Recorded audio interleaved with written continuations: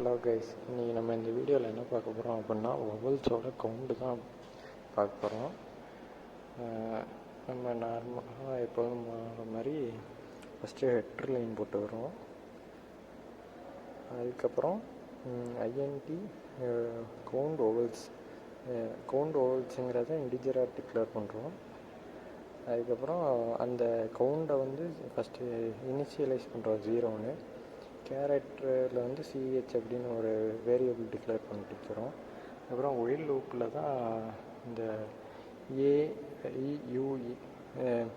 EO அந்த இதை வந்து செக் பண்ணுறோம். அந்த வேர்டு வந்தது அப்படின்னா அது வந்து கவுண்டில் வந்து ஒன்று வந்து ப்ளஸ் பண்ணுவோம். அதுக்கப்புறம் அந்த லூப் முடிஞ்சதுக்கப்புறம் ஸ்ட்ரிங்கில் வந்து ஒரு அடுத்த லெட்டருக்கு போயிட்டு அதை வந்து செக் பண்ணோம். இந்த மாதிரியே செக் பண்ணிட்டே இருக்கும். அதுக்கப்புறம் மெயின் ஃபங்க்ஷனில் கேரக்டரு ஸ்ட்ரிங்கு வந்து அரே சைஸ் 100ன்னு டிக்ளேர் பண்ணிக்கிறோம்.